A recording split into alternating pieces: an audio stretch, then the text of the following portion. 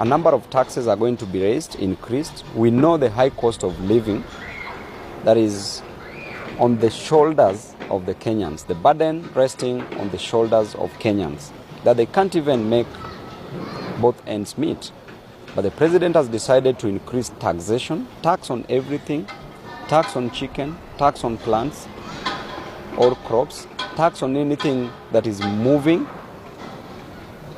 literally tax on everything. President is in the United States of America and has been given 1 trillion Kenya shillings.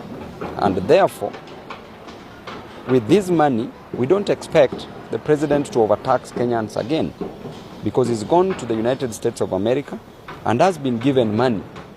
The problem is that we don't know where this money goes to. Most of this money is lost through corruption. Most of this money is just misappropriated, pilfered, defrauded.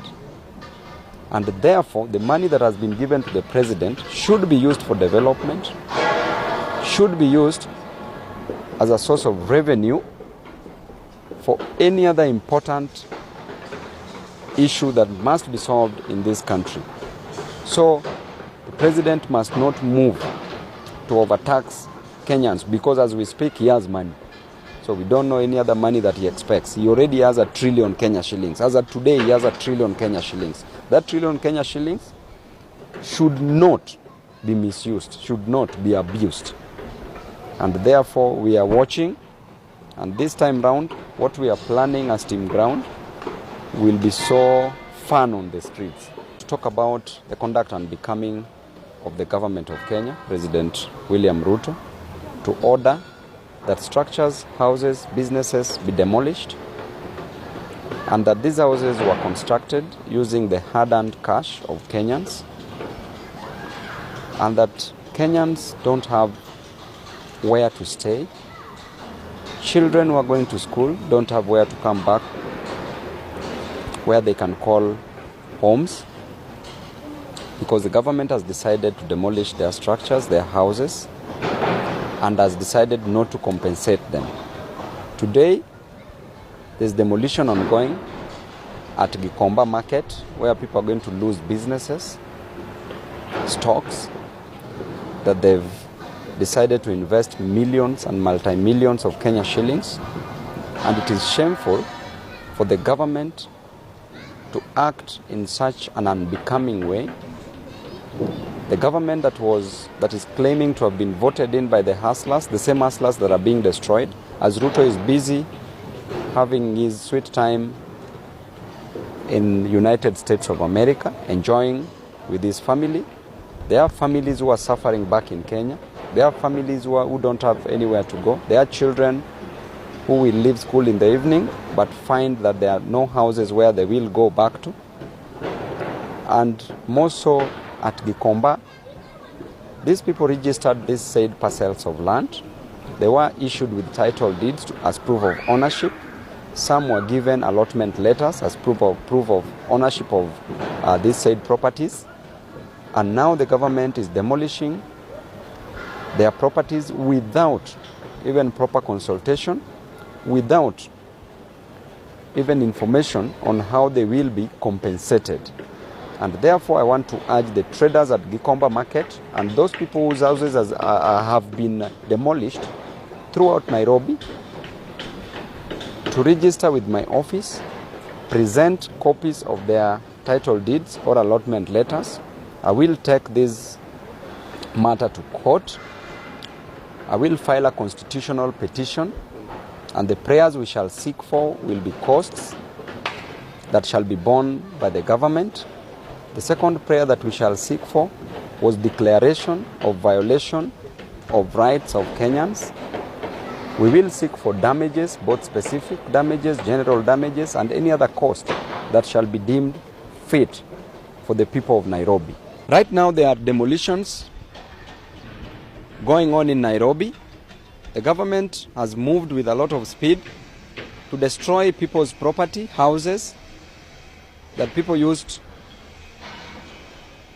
a lot of resources to construct this property. And the government has moved and caused a lot of chaos in these slum areas It's still raining. People are spending in the cold. People are spending in the rains. The government does not care. President has run away to the United States of America.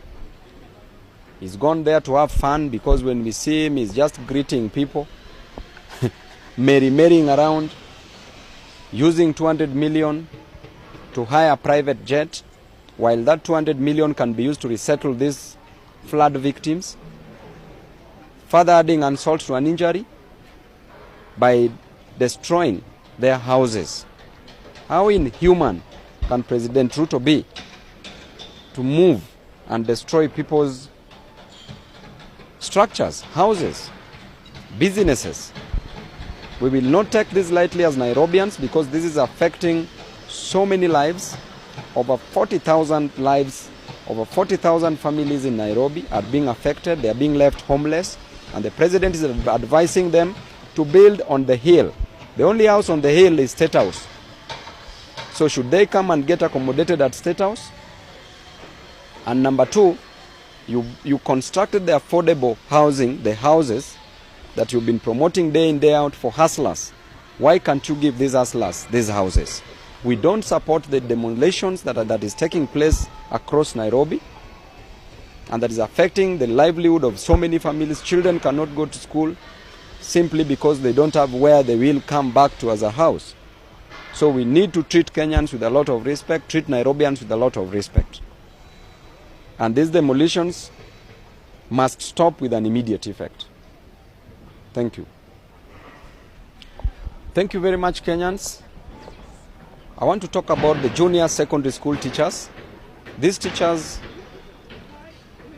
have been frustrated by the government. The government has refused to confirm these teachers as permanent and pensionable teachers. They were promised 1 year ago that they were going to take the internship program for a period of 12 months. Thereafter, they were supposed to be confirmed as permanent and pensionable teachers, earning at least a sizable amount of money.